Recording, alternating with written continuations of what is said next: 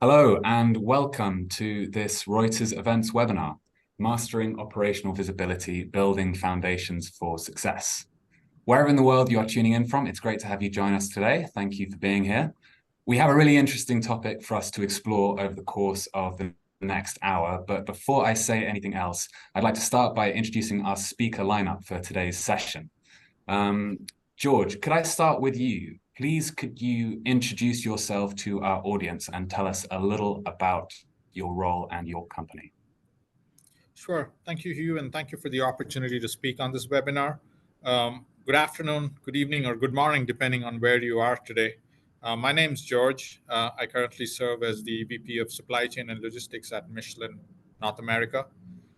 My career at Michelin has led me to work in roles across Europe, Africa, India, the Middle East. I'm currently based in our North American headquarters here in sunny South Carolina. And you might be interested to know that we are the fifth largest shipper out of the port of Charleston, shipping more than 50,000 20-foot container units each year to all our customers around the world. So prior to me joining Michelin around 14 years ago, I've held various roles in several industries, ranging across manufacturing, luxury, and technology, and spanning jobs across strategy to leading large operations across Europe and the Middle East. So that way, I hope to share with you experiences across different industries, and I hope each of you will find something relevant for your own industry as we go through this session this morning. Amazing. Thank you, George. Johnny, could I come to you next, please? And just as a reminder, you're on mute. Perfect. Yep. Good morning, good afternoon, maybe good evening. I don't know, we have audience in Asia, right? So Johnny Vani, 20 plus years of experience in supply chain, different industry, oil and gas, automotive business, now in the crop science business.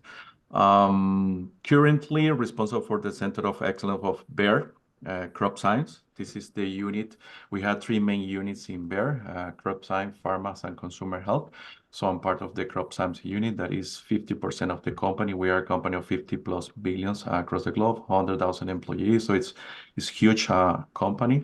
As George say, I expect that today we can share with you guys some insights, right, about the supply chains, the challenge, and our vision from different industry. Okay, so I hope that you enjoyed the conversation. Thank you. Brilliant. Thanks, Johnny. And Ahmed, can I come to you now, please? Absolutely. So my name is Ahmed Raza. Basically, I've been working on the technology and technology strategy roles in past 2 decades within the supply chain industry. So I come from slightly different background than my other colleagues. In terms of my role, I'm currently working as a Chief Technology Officer at PartnerLinQ. And I've been with the group for again, most of my career, but again, key area where we really help our customers from the technology side is towards helping them build connectivity, visibility, and help them really take the next step towards basically operationalizing intelligent decisions, right? And I think that from that perspective, just being on with this kind of esteemed group, yes, it's a really good opportunity, right? And I'm hoping for a very good conversation today. Amazing. Thank you, Ahmed. And we do have a fourth speaker who is having technical issues, Nitin Murali from E&J Gallo. He is attempting to rejoin the webinar and just making sure he has the right link. So when he comes back, we'll give his little introduction. But before we begin the discussion, I want to let our audience know that we have a Q&A function in this webinar. So please ask any questions you would like me to put to our speakers, and I'll ask those for you throughout the session. It's just at the bottom of the tab there. You can access it there. And then as well as the Q&A, we also have a poll, which I'm about to launch. It's going off the theme of the webinar that we're doing today. The question is, what are the biggest barriers to supply chain leaders when it comes to operational visibility?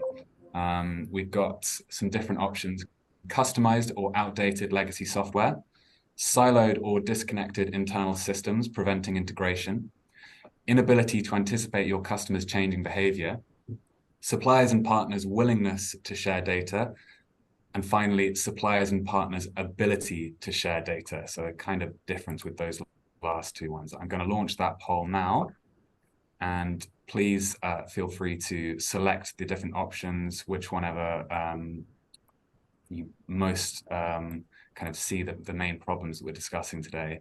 I can see that people are already voting. We'll come back to that at the end of the session, and I'll put it to my speakers, and we'll see what they think. Now, let's begin this discussion. George, I wanted to start with you, just thinking about where we are at the moment, the state of play as we begin 2024. What are the key evolutions that have occurred in your supply chain in the last 4 years, and what has caused these changes? Right. Thanks for the question. I think that's a great and fundamental question. If I were to take the top three that I see within the industry and through experience, is the first one being how supply chain is perceived within the business.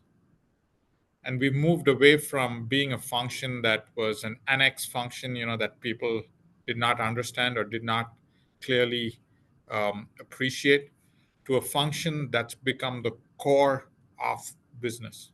And that's a massive shift, because I think more and more people are understanding that supply chain and logistics performance can actually impact the top line and the bottom line of an organization.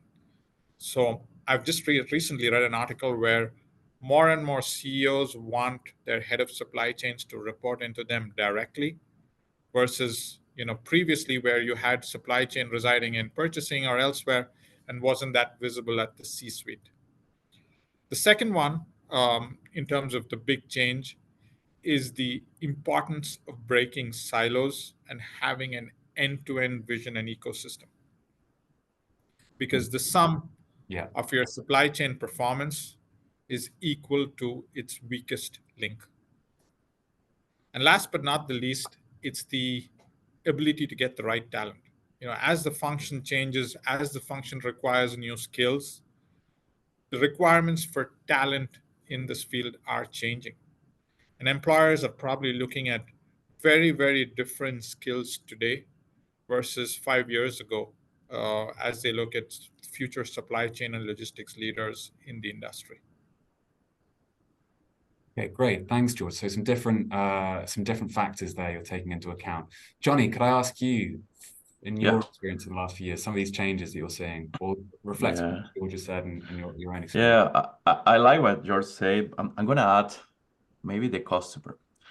The behavior on the expectation of customer has been changed drastically in the last 4 years. The expectation is totally different, and that's what is coming. Exactly the point of George about the end-to-end. So we need to get these end-to-end solutions, visibility, connecting from raw material that you have maybe in China to your manufacturing plant, to your port terminal, and he mentioned about the port terminal of Charleston, to your go-to-market. So this is changing because the expectation of the customer, this is one topic. We need, is a must, to provide a different experience. It's not just a delivery experience to the customer.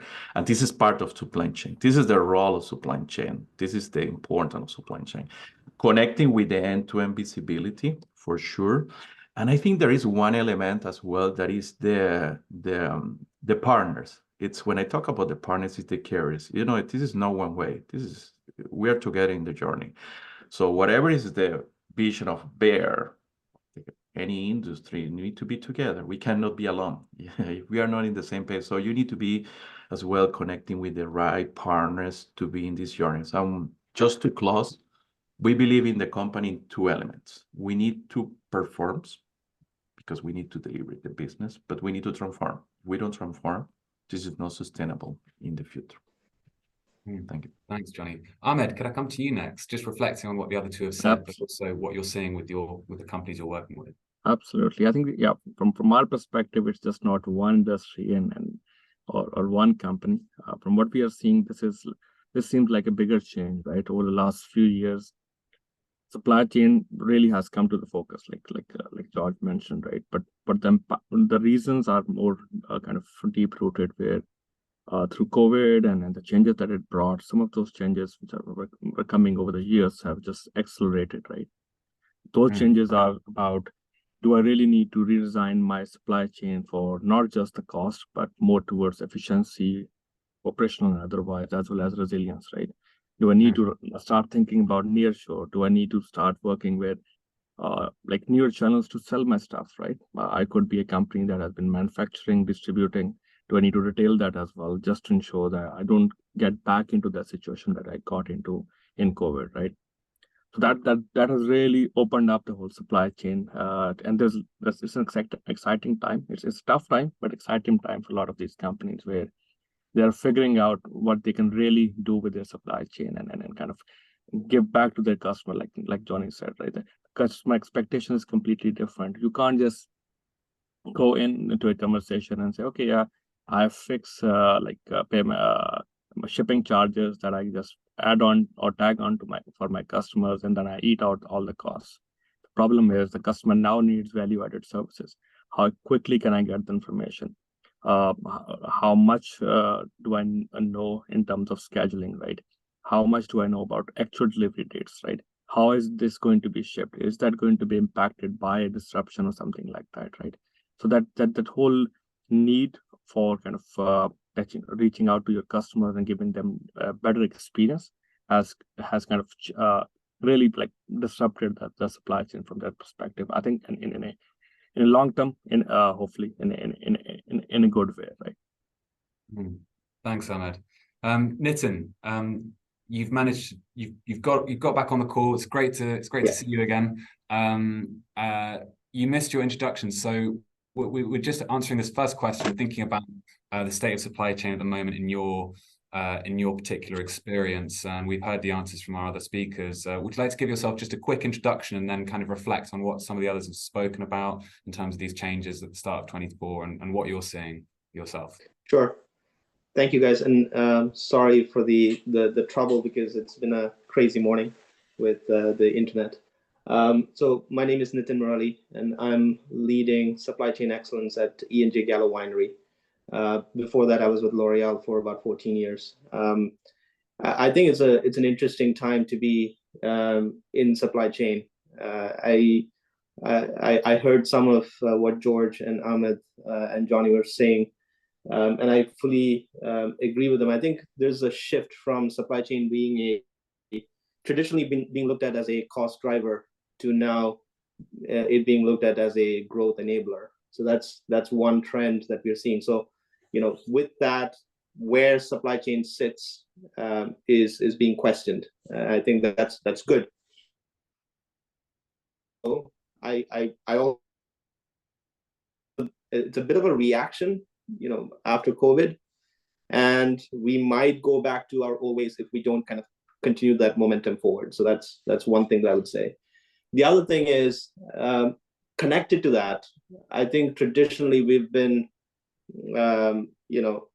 building things to last, and in today's world, we have to think about adaptability. And I think building things to adapt. So instead of automation just for the sake of automation and kind of cost reduction, etc., I think now the theme is more around automation and augmentation. So there's a big shift there, I think. So it's no longer just a cost reduction initiative. It's really around what kind of value creation can we get with the investments that we are making. So it's a slight tweak in the way we are thinking, I believe, and that's a good thing, and that's very much needed, I think, because that kind of thinking will help, I think, increase overall productivity, because productivity is at an all-time low pretty much everywhere. So automation and augmentation and kind of thinking of it together, I think, will help solve some of the problems that we inherently have. Thanks, Nitin. That's great. It's interesting to hear some different a variety of different developments that are happening, and I think one of the things we're seeing is sort of smarter digital infrastructure being implemented across a variety of supply chain functions. And I wanted to ask you, maybe I'll start with George, with that implementation, of this sort of smarter digital infrastructure? What are the challenges involved in integrating these different systems internally? Right. Um, just thinking about it big picture, I think the first question is, what are the problems we are trying to address? Okay. And taking it from a business perspective versus taking it from a purely supply chain or sales perspective really helps address that as one team. Then taking a step back, the question is that data available? And are the different end-to-end players across the service chain willing to share that data?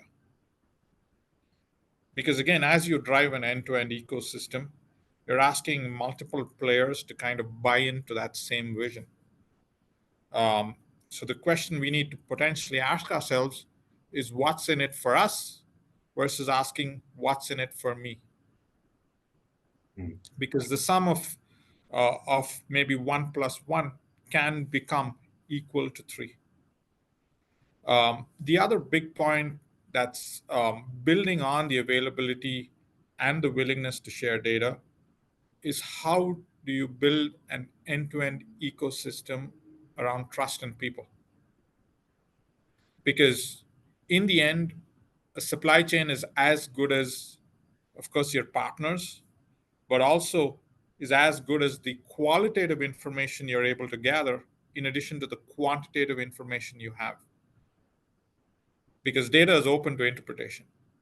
And if you know what's happening on level 3 of your supply chain and you're able to speak to that supplier in a way that's very different, and in addition to just getting the data, then you have a competitive advantage. So it's this layer of, do you have the data? Are they willing to share the data? What's in it for us versus what's in it just for me or you? And how do you make that 1 + 1 = 3 is potentially some areas that could help integrate the end-to-end more effectively and more quickly, to Nitin's point, being more agile. Johnny, could I come to you next? Yeah. Just thinking about those integration challenges. I like yours. 1 + 1 = 3. Yeah. It's a fact. No, because it's a fact, right? Sometimes we believe supply chain is a simple math, but it's more than this, right? It's too much element. I would say that I will split in 3 blocks. One is maturity of the market. You cannot compare the market that we have in US with carriers, with technology, with the carriers that we have in another, because I'm global. So I had this kind of feeling and flavors when you have in different countries. You have one point about maturity of technology. So this is a restriction. It's a fact. But it's not something that you cannot do it, right? And again, it's coming with the cost perspective, right? This is one element. The second one is like your question. They are willing to change. They want to share this information to you, because we're building right now, and I love the word smart, because we call it smart centers. It's our ecosystem. It's our digital twins that we are building in Bear. But the restriction for sure is the maturity of the information. Second is the data. As I just said, you can have data, but again, get the right data and the right time and the interpretation of the data, because my interpretation from Johnny, only things could be different, right, of the data. So that's what we need. We are looking for intelligence platform that help us to get this solution for us. And the third element, I would say, is change management. This is something that I always say, and I use this analogy with the team sometimes, is you can have a Ferrari. I came from General Motors in my previous, but anyway, you can have a Ferrari. But if you don't know the features, you don't know how, you don't have the right training, the right knowledge, you're going to have the Ferrari and you're going to drive just the Ferrari, just as an analogy, right? So I think training, change management is fundamental. It's not about the tools. You can have I was talking with Gardner yesterday, I don't know, the magic quadrant of whatever TMS or whatever is the magic quadrant of digital twin. But you can have the right training, the right people to share the knowledge. This is not going to happen. So I think this is an element that sometimes we don't underestimate, this because we believe, it's top down, the company, we need to transform. Okay, but you need the element of change management, and you need the appetite of the people. to do this change management, because they are being running for 20 years with Excel file, and you're coming with digital trends. So that's, for me, these three elements make a good consolidation of what we're looking for and what are the challenges that we have, at least from our side and my experience in when you call smart digital infrastructure. Ahmed, does that resonate with you and the conversations you're having? Absolutely, right. So again, from our perspective of providing those platforms to those customers, right? What we really see is the need for not just a technology, but to really understand like what does data mean for us, or smart means for us, right? What is the real data that you actually need? Number one, why do you need it? Number two, number three is, are you going to be able to get that data, right? And then that leads into those three things lead into different pieces, right? From knowing that, okay, what is the landscape of my suppliers or partners or distributors or the whole thing? What data can they really provide us, right? In order to get that data, do I need to have a change in people's behavior, contracts in certain cases, finding the right partners, not just for the ease of it, that, oh, I've known this company for 20 years and they sort of do good work. I just don't know how good, how bad, but I'm comfortable with them, versus do these partners take me to the next level, right? Where I can now be at a level where I can really predict, measure them, be able to kind of work with them. And let's say I want to have a very, really good operational visibility platform, right? And I can give them feedbacks. But if they're not able to take those feedback and react to it, right? That doesn't give anybody any benefit at the end of it, right? So those costs have to be justified by some actions, right? So the idea is, for smartness, yes, it has to be AI, it has to be a lot of control towers and digital twins and everything else, right? But what really works for you, and what is the maturity level of where you are within the supply chain, is that it's not a one step in my mind. It's a journey that we have to help basically customer take, and the journey starts from just breaking some of your internal silos, not just the outside, but internally. Most companies have those silos. Unless those are broken, you can't even start this process, right? But it's a journey at the end of the day. Great. Nitin, I was going to come to you next. Was there something you wanted to add just at the end there, or because I've got a question for you, but go ahead. Yeah, no, I think, you know, the thing that resonated the most with me was when Johnny said change management. I think for me, what is critical when we talk about digital infrastructure is to always think about it from the perspective of a human-centric work design. Because in the end, you know, every market is different, every region is different.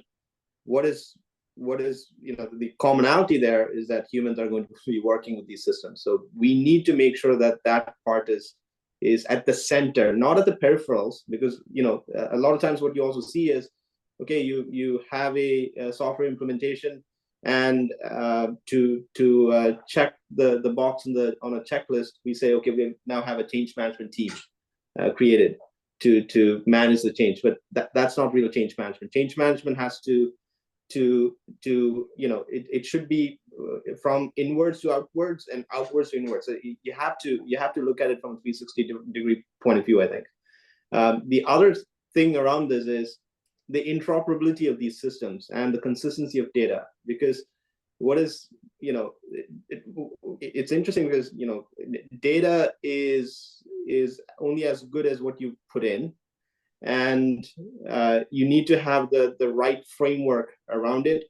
And a lot of the systems from the past, you know, if you look at legacy ERP systems, etc., if you don't have the change management in place to make sure that the processes are optimized to use the tool the way it is designed, you're dead. And you see that with a lot of, you know, ERP implementations these days. I think what is happening is there is, you know, there are a lot of companies coming up with low code kind of software implementations which require, it's low touch. So it's simpler to implement.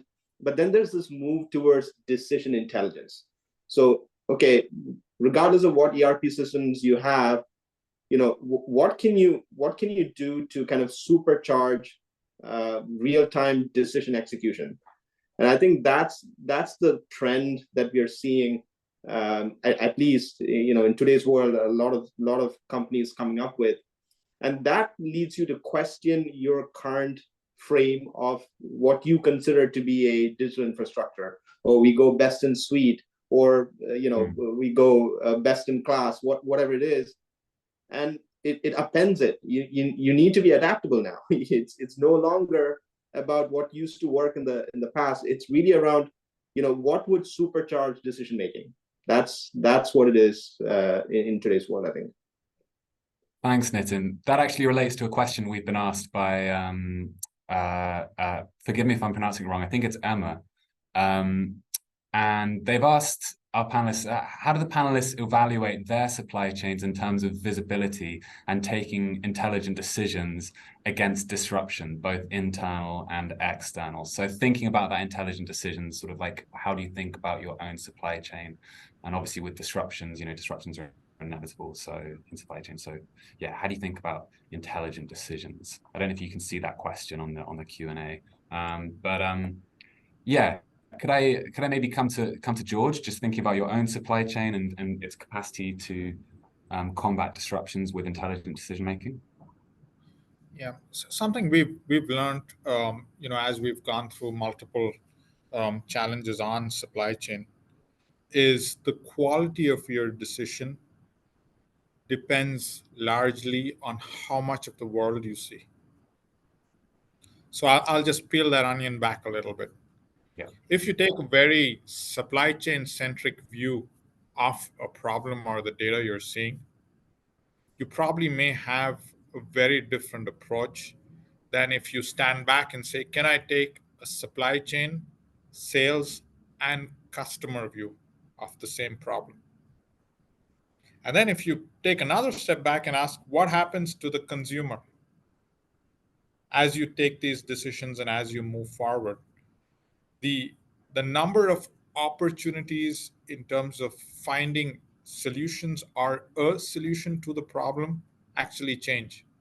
So that goes back to what is the data set that you actually use to take that decision. And we could go from saying, I have my stock, I have my costs, and I pretty much have my speed, so what's the solution? To going to saying, if I take that and integrate what the customer has, will my decision be different to be able to achieve the same common goal? Because in the end, what we want is to be able to sell our products at the best possible service. And if your customer has that stock, then maybe you don't need to have that similar action, and you could divert that stock for something else at some point in time. So it's how much of the world you see, how much data you use, and what that data tells you in terms of insights that would help you potentially paint a very different picture of the world, because we're always used to seeing two sides of a coin. But if you actually take a step back, there are three sides to a coin. The question is, who's looking at the third side? Three sides to a coin. I like that way of thinking. That's interesting. Mm-hmm. 1 plus 1 equal to 3, and 3 sides to a coin. Yeah, three. I think is a magic number. I have a question.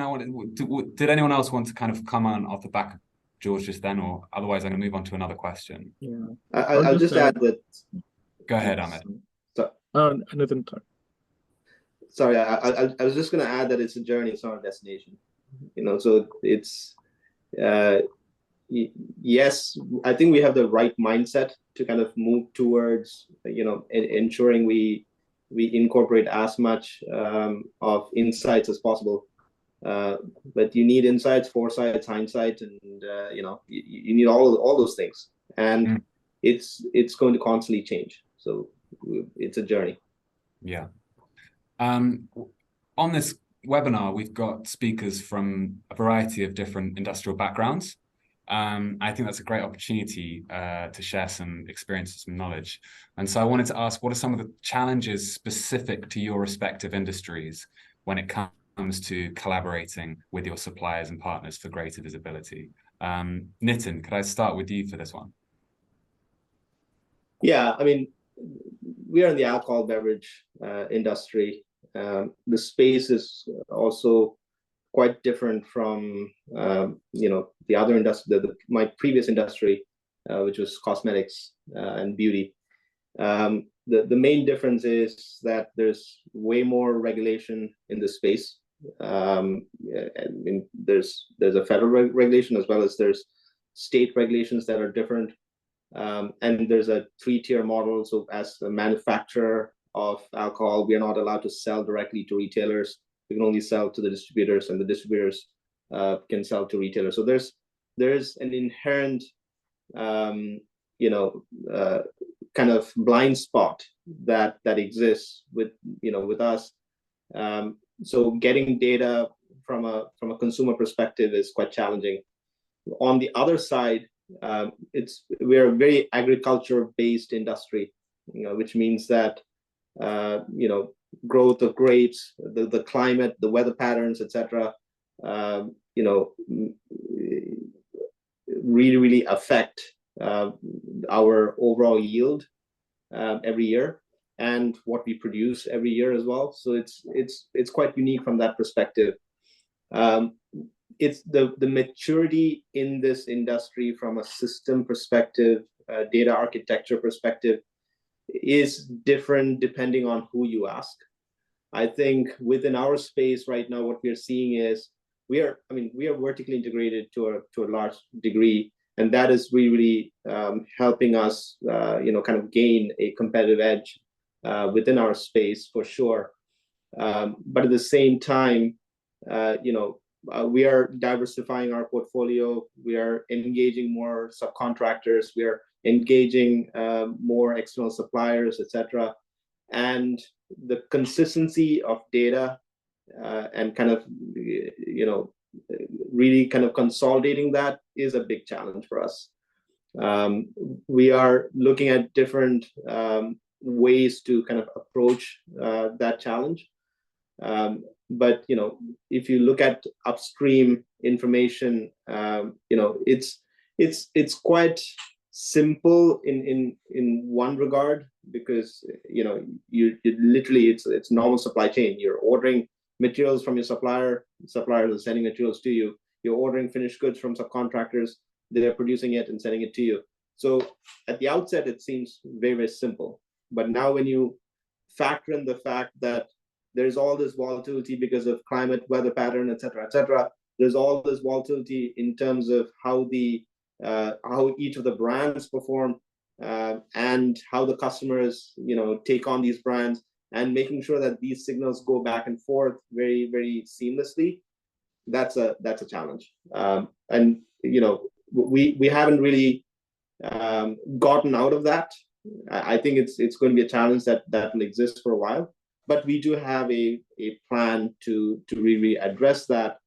And it's not a one-size-fits-all kind of a solution. That's the first realization. So it's really about segmentation, customization, and making sure that we don't try to boil the ocean. We look at it use case by use case and kind of attack it from that perspective. That's really interesting. Thanks for that answer. Johnny, I wanted to come to you next. Just, was anything that Nitin was saying, was any of that kind of resonating with you in terms of the challenges you face in kind of respect? Yeah, in the crop science agriculture, by the way, is portion of the Nitin business is first is the climate condition. This is something that you cannot control. Nothing, zero. So this is something is a challenge for us, because depending on the climate condition, you can change from north to south your deliveries, right? This is one point. Together with this is the commodity price. So commodity price is playing a big role for us here as a company, specifically in chemicals, right? So depending on the commodity price we can have. And the third one, and the most important, is the seasonality. 70% of the business we are doing in 3 months. in US and Brazil. So at least in seeds, we had two main business. What is chemical, that is more stable. But when you go to seeds, soybean or corn, it's 70, 80% of the business is just this. If I fail, my farmer is not going to be productive. He's going to fail. It's black and white. There is no like, okay, I can come back. It's just one season. Depending US, you have usually it's just one season. If you lose your production, your field, is done. In Brazil, you had two, just an example, and you have place that you have even three, but normally it's one. So that is a condition that maybe when you compare with a different industry, I know that you had the peak of maybe in the industry of, I don't know, beverage of Christmas, but this is black and white. This is something that for us is like we need to deliver. When you ask, for example, a farmer, what do you expect for us? Very simple, just deliver the right product at the right time, because this is going to be the big difference for this farmer, for his production and the chain, because it's a chain, believe me. You have B2B, B2C, but this farmer is going to share this with, I don't know, different industries. So I think the sustainability of the business is something that is very radical in our business, and that's why customer experience for us is like a top one. We are having a new mindset that we are used to be from company to customer. Now the mindset should be from customer to the company. So whatever they expect, we need to build all the upstream technology platforms, everything. So this is something, at least in our business, that is fundamental. Thank you. Thanks, Johnny. Ahmed and George, you both come off mute. I think you both want to say something. So who'd like to go first? Yeah, I Ahmed, can go. go first, right. So I think from where we see, I think that the urge to have the visibility is there, I think, across the board at this point, right? But a couple of real challenges that we have seen customer face is, okay, even with that visibility, right, what can you really do about that, right? So I think that focus about actionability part of the visibility has to be there, right? You can have awesome information, you can spend a lot of money and put the really good technology, right? But if it doesn't fit into that whole collaboration part of your supply chain to give the right information, that really doesn't help anybody, right? So that just getting the right information, then distributing it to the right people at the right time is the key, right? So just like crop, right? You can tell the weather is really bad. So what are you going to do about that? The crop is not going to be good, right? Are you going to go to an alternate supplier to buy the stuff? Is that even possible, right? So on paper, it looks a really awesome use case that I'll have the weather pattern. I'll pick my supplier for my agricultural products, and I'll just cut them off if their weather has been bad, right? It does not work that way, right? So yes, what output that you get out of that would be, you have to go one step deeper and kind of work towards that. And again, this is where you have a limited amount of basically effort and money and people's time that you can spend on these efforts, right? So it has to be really targeted towards things that can make difference versus just something that really looks cool on a graph or a chart or somewhere in there, right? Thanks, Ahmed. George, were you going to add something there? Just in terms of thinking about, I suppose, reflecting on what the others have said, but also be interesting to hear about your sort of specific experience from your industry point of view about this visibility question. Right. And I think one of the key challenges that we face, and that could certainly be across multiple industries because Johnny also spoke to that, is what are the capabilities of your suppliers and partners? Because just again, building on an example that Johnny shared, if you give a Ferrari to somebody who does not know how to drive it, they probably drive it very differently than if you give a Ferrari to someone who knows how to drive it. And part of that is training, part of that is capability. So I think the first point is around what is the shared capabilities and what is the common denominator, because that's where your cursor could lie. The second one, and that's something that's really starting to resonate with many of our partners, is talking about what's in it for us as a company and a partner together. Because then you kind of change the vision of the world that you're looking at. Which gets us to another keyword that we talked about a little earlier, but we haven't delved upon it beyond that, is how do you transform the way your partners and suppliers look at performance from a siloed view to an end-to-end view. Mm. And if we're able to make that change, then we're stronger together. Because the world now is too complex to say, I've done my job, I throw the ball over the wall, and I've succeeded. Your success actually depends on someone else succeeding as well. And I think companies that have got through COVID and companies that have got through stellar business performance, across these past 2 to 3 years, have started mastering that collaboration end to end with partners and suppliers by talking a common language around what's in it for us. Mm. Okay. Yeah, that's interesting. I think we've heard a lot of like the kind of challenges that are worth thinking about, and maybe some of the sort of theory around the sort of the way to the solutions and collaborating with partners. And I think just sort of thinking maybe more about the sort of the how now. Sort of we're seeing supply chains change, as you guys have noted throughout this call. And one of the trends we talk about a lot are leaders doubling down on dual sourcing and intermodal logistics, things like this, like increasing sort of capacity and maybe complexity too. So I'm curious to know how you're ensuring you are collecting and managing data you need for that visibility. And as supply chains are becoming more complex, how do you ensure that that data is being collected? I know we've talked about maybe some of the challenges, but maybe sort of how it can be done. Ahmed, could we start with you for this one? Or you're still on mute. Yeah, this is where I think I think it's been talked about that, yes, do we really need to react to disruption by really changing our supply chain that drastically, right? Where do I need to not be reliant on one route or one source? Can I really go to that level, right? And the second part would be, do I really need to optimize if I'm really talking about costs and those kind of things? Is this optimization in picking a different kind of transport, right? But all of this boils down to how do you really make those decisions, right? Are those decisions going to be based on your data, external data, a 360 view where you really start kind of thinking about things in a longer term perspective and from a broader perspective, right?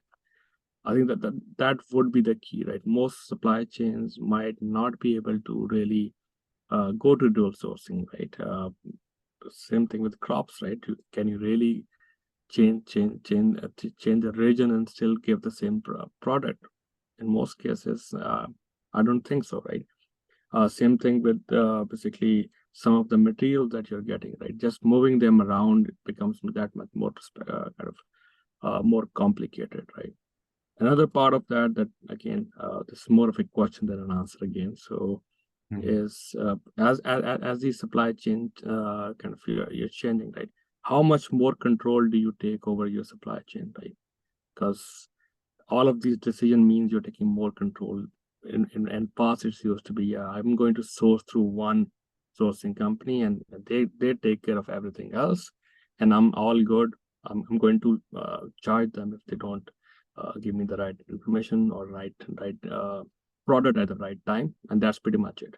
Towards now, say I want to know exactly what route you're taking, which ship you are on, and all those kind of things, right? So this is more of a question than an answer, that what is the real balance in there, right? And because all of these actions have costs associated with them, right? Which cost are you really going to take, and how much of resilience are you really looking for, and how much of a scale you're looking for, right? So the answer might be somewhere in between, but has to be very, again, visibility is the key, right? Unless you have the right visibility, any of those decisions could be just like a roll of dice, right? You're just going to have one of the 6 numbers, right? So I think that to me is the key, that the visibility aspect before you start going to those decisions. Thanks, Ahmed.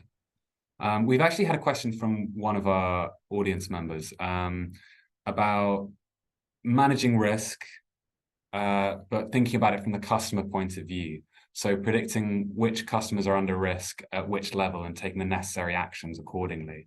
So it's still thinking about visibility, but I suppose we've been talking a lot about our partners and our suppliers, but thinking about customers and sort of extending visibility to there and how you manage risk in that sense. Nitin, have you got anything to kind of comment on that in regards to that? I think, I mean, customer is where you start anyway when it comes to risk assessment, and you work your way backwards. If you don't consider the risk at that level, you're not doing a true end-to-end evaluation of where exactly you need to invest to mitigate the risk. So I think customer is always the place to start. You have to start there, because that's where the growth happens for the company as well. So more customers mean more, more revenue, etc., more profit. So I think it is critical that we have a very, very true customer-centric point of view. There's a difference between I think companies saying that they're customer-centric and being truly customer-centric. I think true customer centricity really means you need to understand your customer. You need to understand your consumer. You need to understand the difference between a consumer and a customer. You need to because when it comes to customers, you have internal customers, you have external customers, etc. You have the end consumer. The key thing about risk management, I feel, is that once you start understanding the needs of the customer, the different macro trends and micro trends that they're dealing with on their side, it drives decisions throughout the chain, starting with what product you want where within your ecosystem to kind of cater to that customer. What kind of product makes sense for that customer in that region? From there onwards, the quality, the regulatory compliance, etc., that we need to make sure is part of what we are producing and selling, and to the point in terms of like what kind of visibility you want to give to the customer to make him or her feel connected to the brand.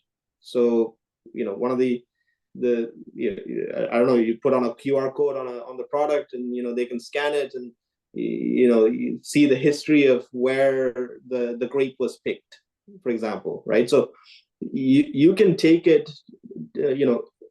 all the way through when it comes to these things. I think what is critical here is, if you don't understand what your customer wants, you will make bad bets and you will increase risk to your business. So it's always better to start with the customer and work your way backwards. George, are you going to add something there?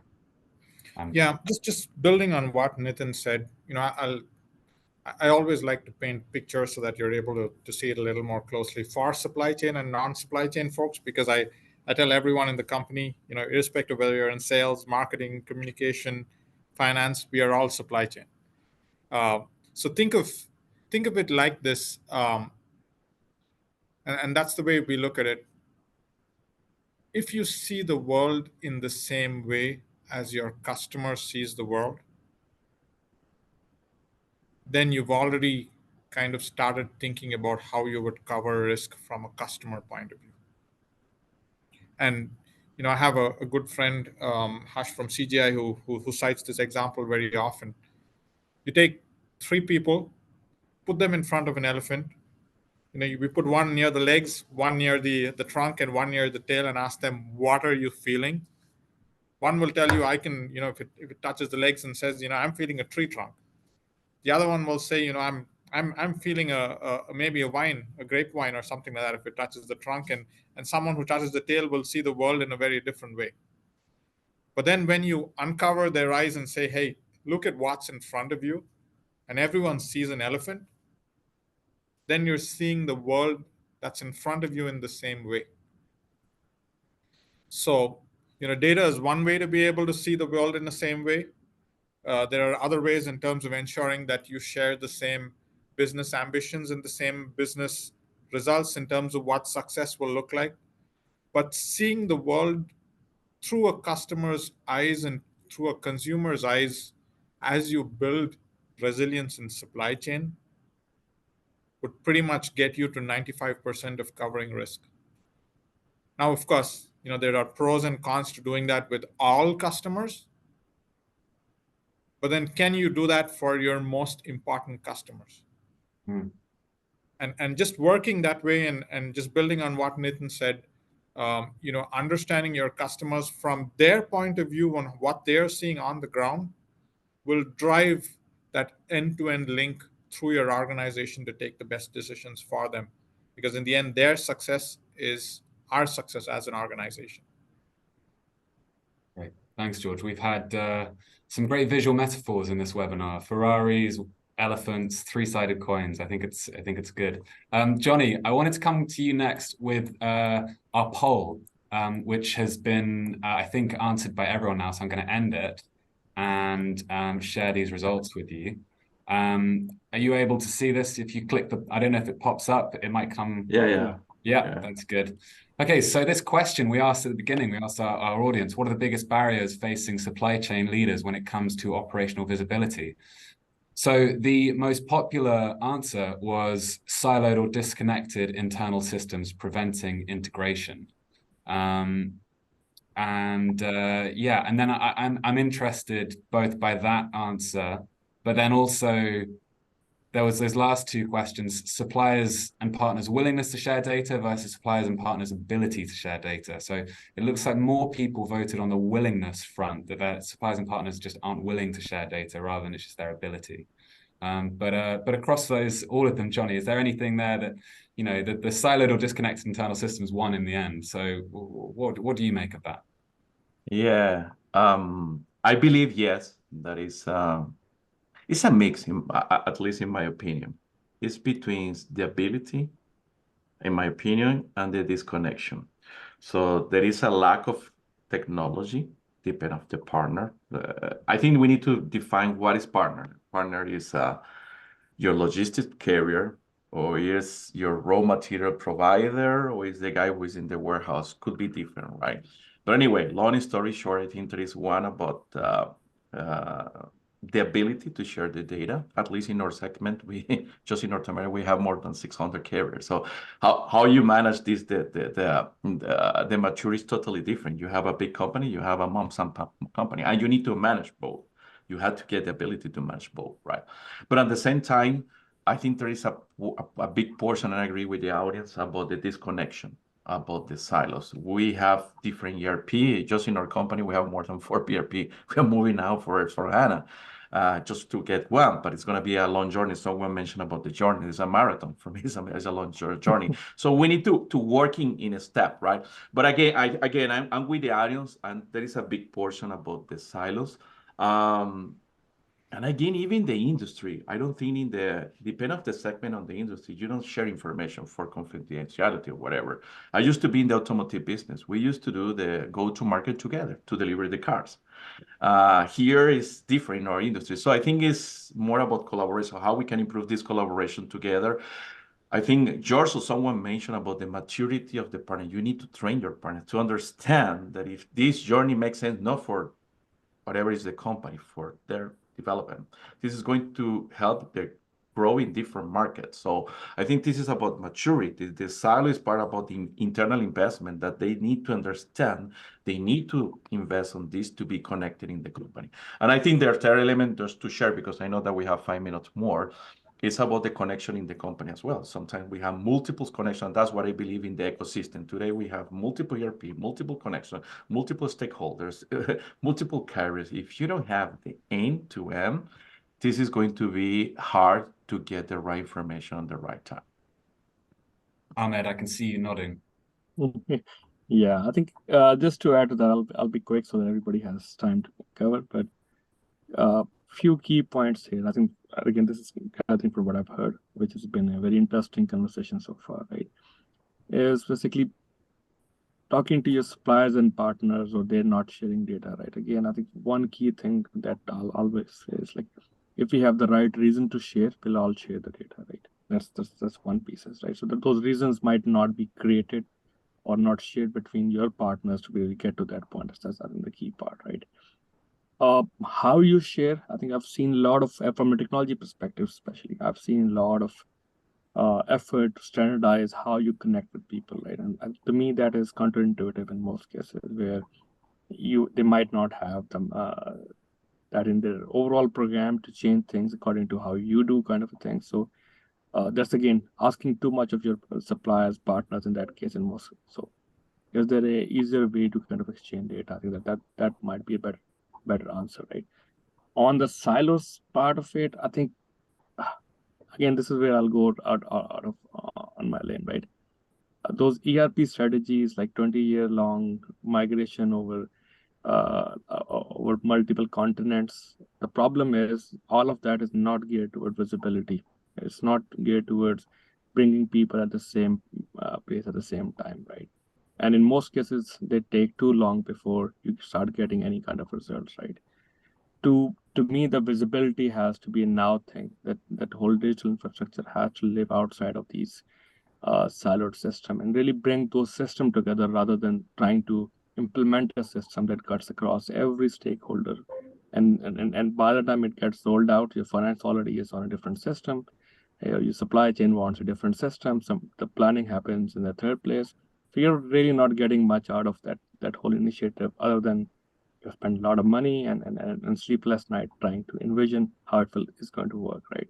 So that visibility to me, or the supply chain has to be thought as one thing, which is not just a system or an ERP, but more of people changes, having the business strategy, and how do you bring that across without having to change all these systems, right? So I think, yeah, the answer to me, and again, distribution is amazing, right? It seems like all 5 things that we have picked up or you have picked up are really kind of hit everybody's kind of point where they see that all of these things are happening and kind of stopping them from visibility, right? But again, there's no one culprit, right? But again, it has a journey, and having the right journey is to me is the key to it. Thanks, Ahmed. And Nitin and then George, I'll come to you both now. Just final thoughts from what we've talked about now, both on this poll that we've looked at, some of these answers, but just generally off the back of the conversation. I think the final thoughts for me, there are a lot of macro trends that we should be aware of and we should be looking at, right? So AI, digitization, all those things are happening. I was reading a book on it, and the author mentioned that the same kind of period that we are going through, of the kind of disruptions that we're going through, whether it is social, political, economic disruptions, whatever it is, we've actually gone through this before, back in the 15th century, when there was a great plague, and a lot of things that happened at that time. So what is interesting about that is we have to kind of learn from that, and we need to understand what adaptability really means in today's day and age, and we need to embrace it, and we need to change accordingly. So for example, I do think that supply chain organizations in the future is going to look different. It's going to sit in a different organization. I think the material planner of today is not going to do the same thing tomorrow. The demand planner of today is not going to do a statistical forecast, sitting in front of a computer for 10 hours, and they're not going to do that. I think it's going to be given to them, and then they need to make the decision based on their own thought process around, okay, which forecast should I go with, or what material to order first, etc. But the recommendations will be given to them. So I think we're moving more towards a decision intelligence kind of an approach. And I mentioned this earlier in the call. It's really about augmentation, I think. So how do you augment? You have ChatGPT as your friendly AI on the side that can help you with things. How do you really use the tools that are available to you to augment and be more productive? And how do you look at automation with regards to adaptability and value generation. So this I think is the main thing. But all these macro trends need to be kept in mind while moving forward. Thanks, Nitin. And George, final thoughts and final words from you? Yeah, first of all, I hope all of you enjoyed this engaging conversation as much as I did. I feel really, really excited about the evolution of the supply chain industry. So the three takeaways for me, from this session is: number one, disruption is here to stay. It's the new normal. Number two, our jobs are changing, and we've got to be ready for that. Number three, there is going to be a continued disproportionate impact of supply chain on the business. So, this is a function that's going to become more and more critical as we move forward, to be able to not run a business, but create a competitive advantage. And that's what I'd like to leave you with, because it's been a great journey for me. I'm happy to connect with you on LinkedIn. A great discussion, and I'm sure there'll be others along the way through the year. Amazing. Well, George, Ahmed, Johnny, and Nitin, thank you so much for your time, and thank you to all of our audience. Until our next Reuters Events webinar, goodbye. Thank you very much, guys.